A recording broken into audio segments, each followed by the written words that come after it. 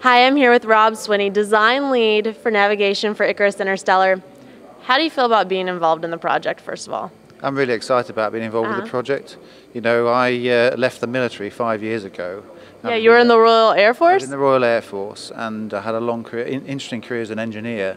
But I was really looking forward to doing something more way out, shall we say. And the space projects really fascinated me. And Icarus project came along exactly the right moment, so I'm really pleased to be involved. And, with the Royal Air Force, how does that experience help you with working with this kind of team on this kind of project? Well, the military, the Air Force, the Royal Air Force is, if anything, it's built around teams. They spend a lot of time training you to work in a team, training you to lead teams, and that will be a really useful experience. Of course, this particular team is slightly different in that we are just a little bit. We are spread all over the world, and much of our work is done over the internet nowadays. So that is a new factor. But obviously, what I've learnt while I was in the military will be a help. And do you think a lot of that stuff, like, you guys are communicating online using Skype, email, all that kind of stuff, do you think that that's, the new way that business is going these days? It's another way. Okay. I think you'll probably never get past the personal interaction with people, and that's why it's useful to come to a symposium and conferences like this. You get that face-to-face interaction, but there's certainly a lot of work you can do online, and the technical stuff we need to do can be done that way. And what do you think is the biggest type of contribution that you're making to this project? Well, I hope to think that I'll be able to add to the navigation quite well. That's my expertise from the military. There's a few key technical issues to resolve, and I hope to be able to do so. Project Daedalus looked at certain aspects of those problems, and I want to go the next step and try and solve some of them. How would you define those problems? What do you think that the major problems are? Well, if you think back to what navigators have done since eternity, they've looked at the stars in the sky, which in effect are in fixed positions. Now, you can navigate by those in fixed position because you know where they should be.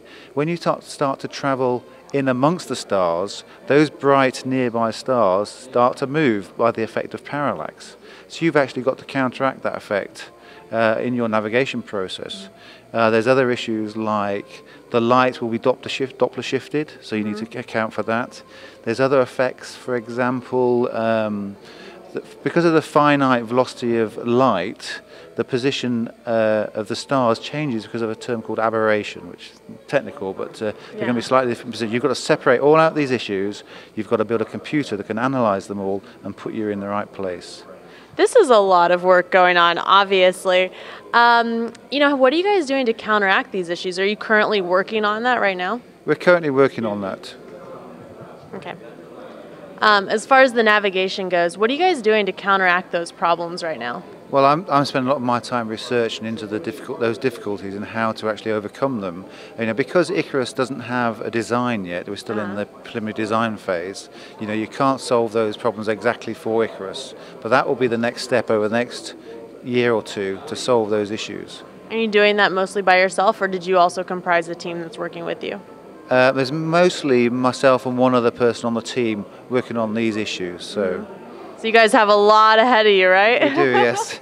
At this conference, you're actually presenting a paper on interstellar roadmap. Can you kind of give us a little inside peek at what that is?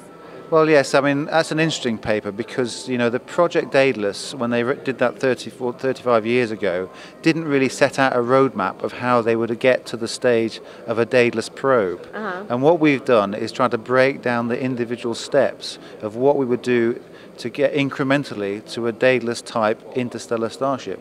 So the presentation I gave was basically looking at some of the factors.